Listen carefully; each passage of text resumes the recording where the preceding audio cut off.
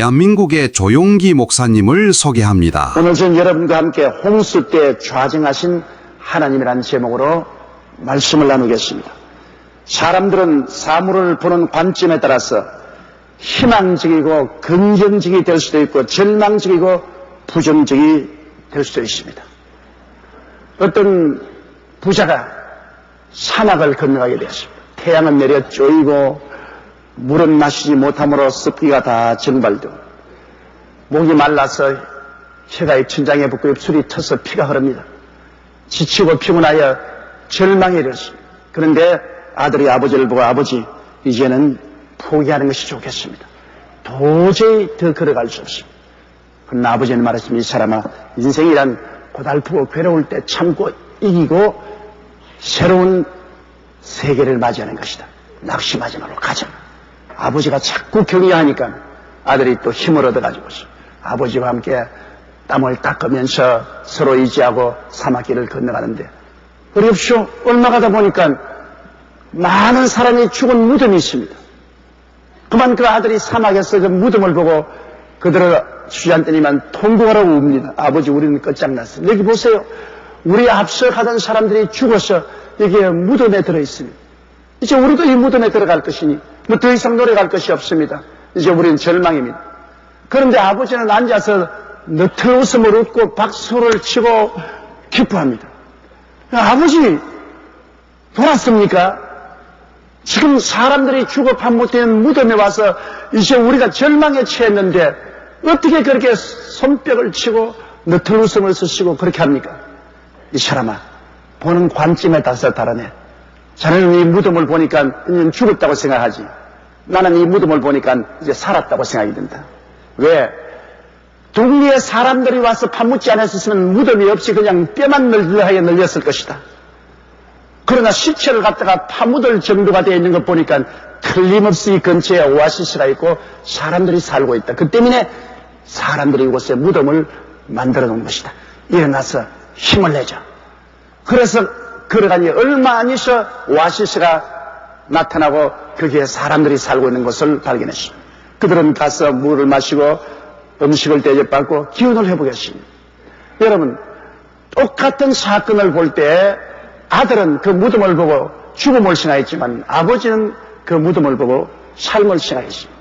우리가 이 세상에 살면서 크고 작은 많은 홍수를 당합니다. 그 홍수를 부정적이고 절망적으로 볼 수도 있고 희망적이고 긍정적으로 볼 수도 있습니다.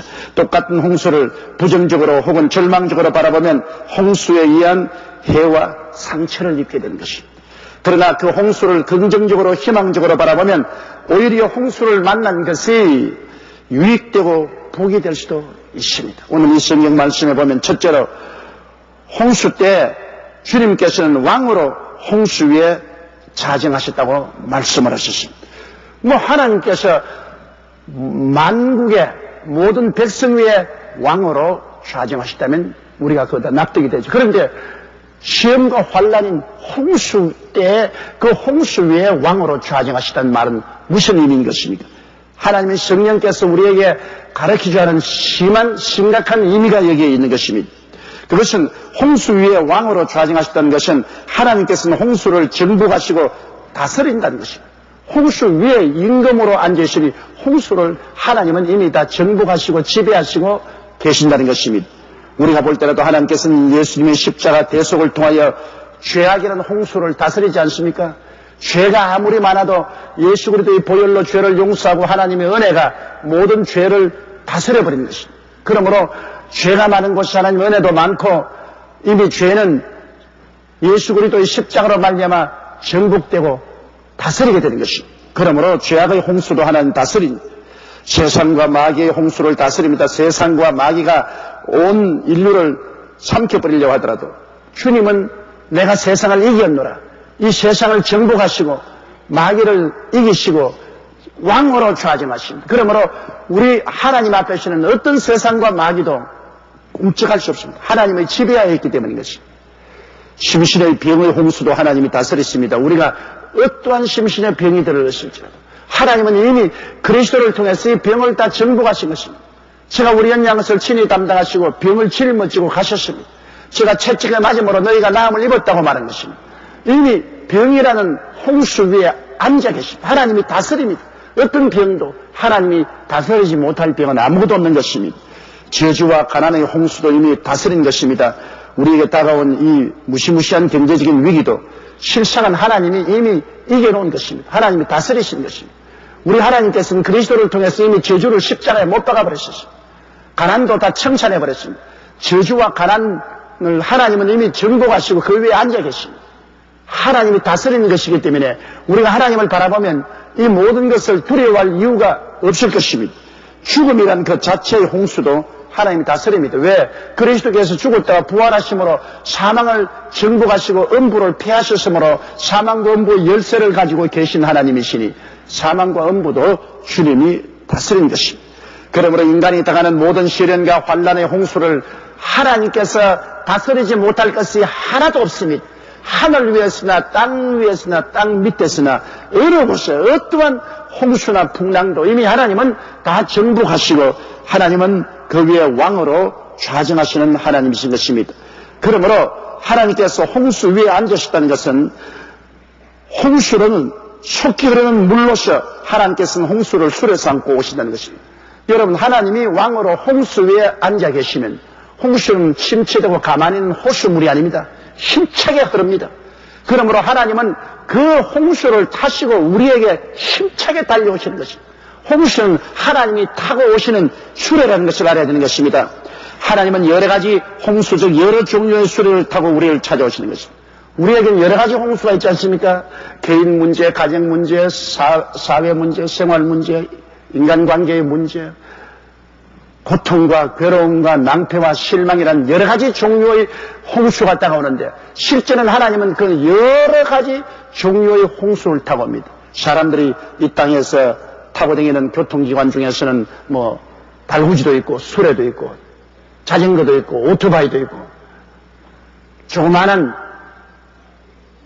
자동차도 있고 중형 승용차도 있고 큰 트럭도 있고 기차도 있고 비행기도 있고 온갖 것이 있지 않습니까?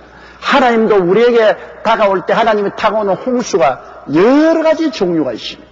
한 가지 종류의 홍수가 아닙니다. 여러 가지 종류의 시험과 환난의 홍수를 타고 우리에게 오는데 그 홍수가 의미가 있습니다.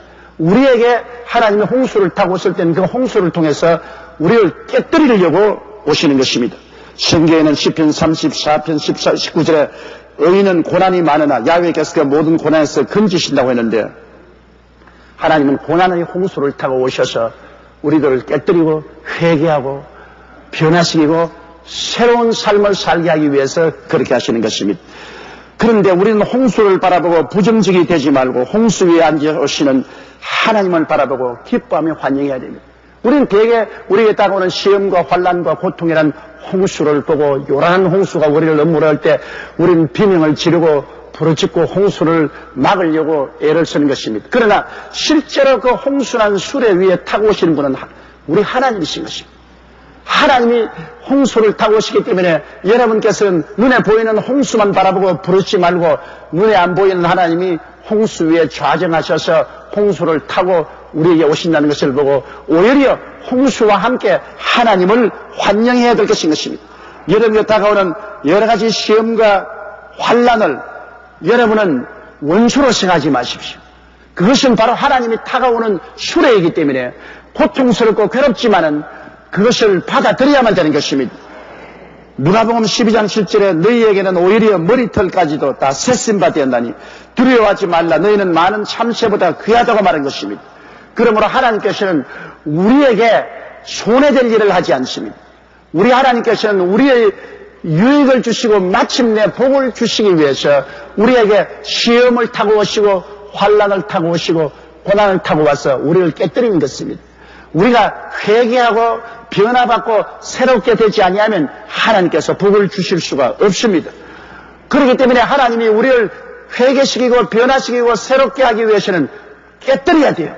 토기장이가 진흙으로 그릇을 만들다가 파상되면 그를 깨뜨려서 다시 다른 그릇을 만드는 것처럼 우리 하나님께서 여러분과 나를 회개시키고 변화시키기 위해서는 새 사람으로 만들어서 복을 주시기 위해서는 깨뜨려야 돼요. 그렇기 때문에 하나님께서 이스라엘 백성을 그 거친 광야를 통하게 한 것은 그 광야를 통하여 이스라엘 백성이 낮아지고 깨어지고 변화받고 새 사람이 되어서 마침내 하나님께서 주시는 적과 꿀이 흐르는 가나안 땅에 들어가서 복을 받고 누릴 수 있는 자격을 얻게 하기 위하신 것입니다. 여러분, 환난은 하나님의 수레이니 수레를 거부하면 그것을 타고 오신 하나님을 거부하는 것이므로 수레와 하나님을 동시에 환영해야 되는 것입니다. 그러므로 여러분께 다가오는 여러 가지 고난을 이상한 일 당한 것이 생각하지 말고 이것은 내게 꼭 필요하고 나를 회개시키고 깨뜨리고 변화시키고 새롭게 하기 위해서는 하나님의 수레라는 것을 생각하고 하나님과 더불어서 우리가 환영을 해야 되는 것입니다. 시편 30편 4절로 5절에 주의 성도들아 야훼를 찬송하며 그 거룩한 이름에 감사할지어다. 그 노염은 잠깐이요 그 은총은 평생이로다. 저녁에는 울음이 기숙할지라도 아침에는 기쁨이 오리로다고 말씀한 것입니다. 하나님께서는 마침내 우리에게 기쁨을 주시기 위해서 질리게 울게도 하시고 고통도 당하게 하시는 것입니다. 그러므로 우리는 수레를 타고 오신 하나님께서 수레에서 내려오게 하도록 해야 되는 것입니다. 하나님이 수레에서 내려오면 수레는 이제 필요가 없으니까 중지하는 것이죠. 수레에서 내려오지 않게 하면 언제나 그 수레를 타고 있기 때문에 수레는 요란한 소리를 내고 우리 위에 지나갈 것입니다. 우리가 고통을 당할 것입니다. 하나님을 어떻게 해서 수레에 내려오게 할 수 있는 것입니까? 회개해야 하는 것입니다. 우리가 죄를 회개하면 하나님께서는 더 이상 그 환난과 고난의 수레를 타고 우리에게 다가올 필요가 없습니다. 우리 마음속에 와서 좌정하게 되시는 것입니다. 제가 신학교 다닐 때 박우석 씨라는 전도사님이 한 분 오셔서 간증을 하셨습니다. 이분은 국제시장에서 굉장히 큰 사업을 하고 돈을 많이 벌고 화사치 생활을 하는 사람이었어요. 원래 고아로 자라서 예수를 열심히 일본에 건너가서 유학을 하고 그리고 한국에 돌아와서 6.25 사변 동안에 부산에서 장사를 하여 굉장히 큰 부자가 됐습니다. 그러자 그는 예수님을 부렸습니다. 돈이 많은 인사들을 만나게 되므로 그 인사들을 만난다고 바쁘다고만 주일날을 안 나오게 됐습니다. 그리고 새벽기도에 종소리가 나면 양심의 가책이 오다도 나중에는 귀를 막고 그 양심의 가책도 없었습니다. 그리고 세월이 흘러가자 교회는 멀어지고 그 다음에는 기도도 멀어지고 이젠 세속적인 사람이 됐어요. 그런데 순식간에 홍수가 다가왔습니다. 자기의 하청업체들이 부도가 나기 시작하니까 연쇄 부도가 나서 나중에는 있는 재산 다 잃어버렸습니다. 집에 숟갈 하나까지라도 세무서에 와서 빨간 딱지를 다 붙였습니다. 나중에는 도저히 그 막대한 빚을 감당할 수가 없어서 그는 취약을 사서 부산 구덕산 중턱으로 올라갔습니다.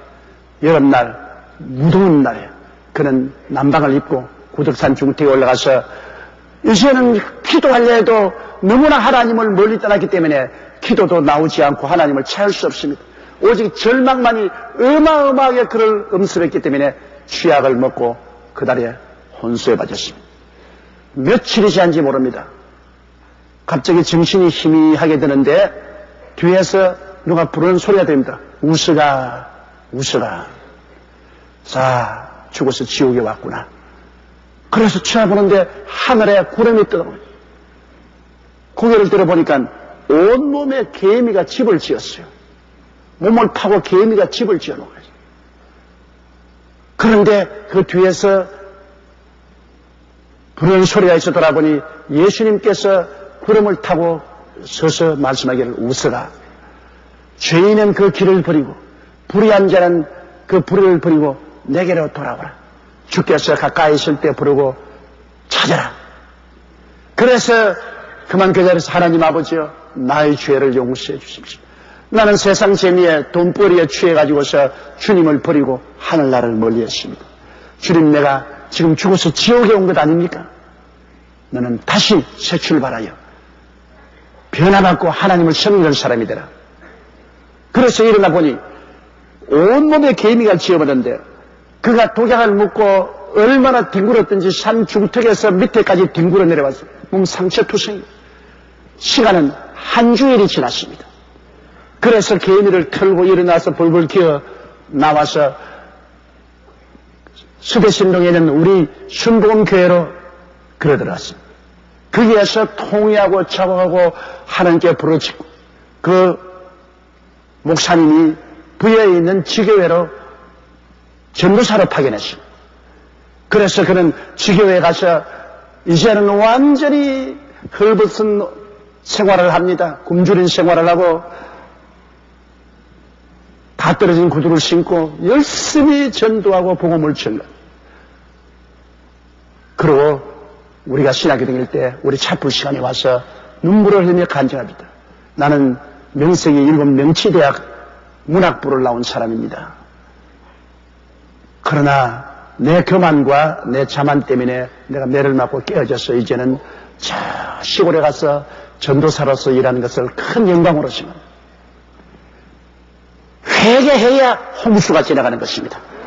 회개하지 않으면 홍수가 지나가지 않아요. 그리고 깨어져야죠. 요나가 깨어지기 전에는 홍수가 다가왔습니다. 하나님의 얼굴을 피하여 니네웨로 가라는데 정반대인 스페인의 다시스로 배를 타고 도망을 치다가 큰 풍랑을 만났습니다. 그는 풍랑을 만나도 깨어지지 않고 물에 뛰어 들어갔는데 물고기 뱃속에 들어가서 3주야를 고생을 했습니다. 나중에는 깨어지고 회개하니까 물고기가 해변에 그를 토해냈습니다. 깨어져야 홍수가 지나가는 것입니다. 회개시키고 깨어지게 하려고 홍수가 다가오기 때문에 그 목적을 달성하기 전에는 홍수가 지나가지 않습니다. 그리고 믿고 순종하면 홍수는 그치고 하나님이 우리 마음속에 좌정하시게 되는 것입니다.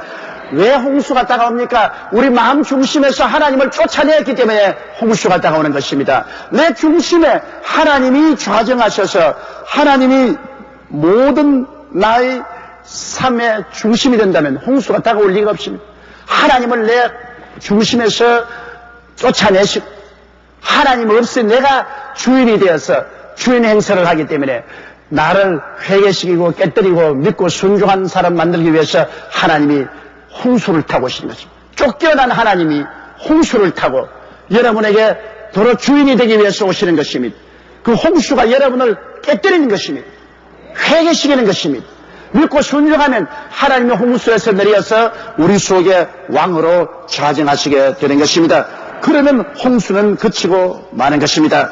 이렇기 때문에 여러분에게 크고 작은 홍수가 다가오면 여러분이 생각할 것이 있습니다. 왜 하나님이 내 가슴 속에 좌정해야 할 하나님이 바깥에서 홍수를 타고 내게 오시냐? 그것은 내가 크고 작은 일에 내가 주인이 되고 하나님을 쫓아내었기 때문에 하나님은 바깥에서 홍수를 타고 다시 나에게 깨뜨려서 나의 주인이 되기 위해서 내 마음에 좌정하기 위해서 찾아오신다는 것을 알고 홍수를 물리치지 말고 홍수 앞에서 무릎을 꿇고 회개하고 깨어지고 믿고 순종하여 하나님을 마음 중심에 좌정시키는 여러분 되시기를 주의 이름으로 축원합니다. 둘째로 성경은 말하기를 자기 백성에게 힘을 주시며 하나님께서 홍수를 통하여 자기 백성에게 능력을 주시겠다는 것입니다. 여러분 시련은 그 결과로 힘을 주시기 위한 것입니다. 시편 29편 11절에 야훼께서 자기 백성에게 힘을 주시며 야훼께서 자기 백성에게 평강의 복을 주신다고 말하는 것입니다. 운동선수는 견디기 힘들 정도의 체력 단련을 합니다. 여러분 그 체력 단련이 얼마나 힘이 듭니까? 그러나 그것은 힘과 능력과 인내력을 기르기 위한 것입니다. 그래야 올림픽에 나가서 메달을 딸 수 있습니다. 훈련하지 않고 메달을 따는 법이 없죠. 학생들이 시험에 시달리는 것은 지적인 힘, 즉 실력을 길어야 수능 시험도 잘 치고 대학에도 들어가고 사회도 진출할 수 있습니다. 그러므로 시험이 반드시 학생들을 멸하려고 하는 것이 아닙니다. 힘을 주기 위한 것입니다. 군인이 훈련소에서 고달픈 훈련을 하는 것은 전쟁에 나갔을 때 이기고 죽지 않기 위한 것입니다. 제가 농산훈련소에서 훈련받을 때 어찌나 훈련이 고달프고 너무나 그렇기에 우리 정치가 불평을 했습니다. 좀 살려놓고 훈련시키십시오. 이렇게 고달프게 훈련시키면 우리가 살아날 수가 없습니다. 그러니까 그때 우리 훈련시키는 상사가 이놈들아 남들 너희들에게 이렇게 괴로운 훈련을 치고 싶은 생각이 없다. 그러나 전쟁이 터지면 이렇게 고달프고 맹렬하게 훈련 안 시키면 너희들 당장 죽어. 일시에 나와서 안 죽고 살아남아서 승리하기 위해서는 여기에 지금 훈련받을 때 참고 견뎌야 돼. 그 말이 저희 머릿속에 떠나지 않습니다. 맞았어요. 고달프고 괴로우나 억센 훈련을 받아놓으면 전쟁 때 살아남을 수가 있습니다. 그러나 훈련을 게으르면 전쟁 나면 총알바지가 되고 마는 것입니다. 여러분, 하나님이 사용하신 위대한 종들은 모두 다 많은 삶의 홍수를 경험하고 그 결과로 힘을 얻은 사람입니다. 믿음으로 힘을 얻었어요. 홍수를 통하지 않고 믿음의 힘과 경험을 얻을 사람이 있어요. 아브라함은 25년간 삶의 홍수를 경험하고 회개하고 깨어지고 믿고 순종하는 힘과 경험을 얻어 결국에 100살의 하나님의 복을 받은 것입니다. 이삭은 모리아산에 죽음의 체험을 했습니다. 억센 죽음이라는 홍수를 맞았습니다. 그를 통해서 그는 한평생 하나님 앞에 깨어진 사람으로 순종하고 복을 받았습니다.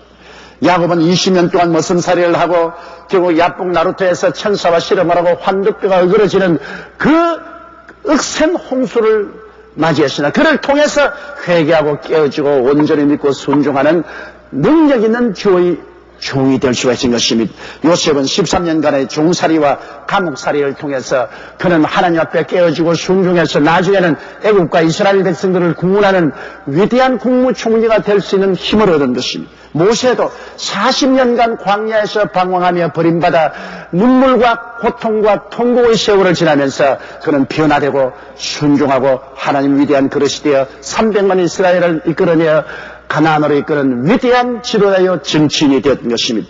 하나님께서는 광야 없는 가나안의 적과 꾸려놓은 땅을 주시지 않습니다. 복을 누리기 위한 힘은 환난을 통해서 얻게 되는 것입니다. 하나님께서는 마침내 여러분께 복을 주시기 위해서 시험과 환난과 고통을 통하여 여러분이 회개하고 깨어지고 변화받고 순종과 믿음의 힘을 얻게 만들어주는 것입니다. 오직 시련과 환난의 홍수를 통하여 회개시키고 깨어지게 하고 믿음과 순종의 힘을 얻게 하시고 난 다음에 하나님께서는 마침내 복을 주시는 것입니다. 셋째로 이 성경은 말씀하시기를 자기 백성에게 평강의 복을 주겠다고 말씀하셨습니다. 인간은 없어질 세상 것을 의지하여 피란초로 삼기 때문에 한시도 마음에 평강이 없습니다. 돈이나 지위, 권력, 청춘, 인간적인 지혜 등 이것은 이 세상에 살아가는 동안에 끊임없이 변화되고 유동적인 것입니다. 있다가 없어지고 빼앗았다가 놓치고 이렇기 때문에 사람들은 없어서 불안이고 가졌으면 빼앗길까 불안이고 빼앗겼으면 좌절과 절망이고 이러한 시련 가운데 인간은 살고 있습니다. 그러므로 이런 것은 의지할 것이 못 돼요. 이 세상에 사람이 가지고 있는 것을 피란초로 삼을 수가 없습니다.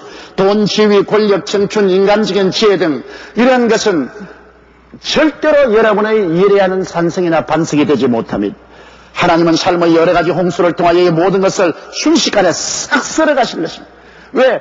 의지할 수 없는 것을 의지하고 있기 때문에 하나님이 아예 그것을 썰어가 버린 것입니다. 야고보서 4장 14절에 보면은 내일 일을 너희가 알지 못하는도다. 너희 생명이 무엇이뇨? 너희는 잠깐 보이다가 없어진 안개니라. 이 순간적인 찰나적인 인생이라는 것을 하나님이 홍수를 통해서 깨닫게 하는 것입니다.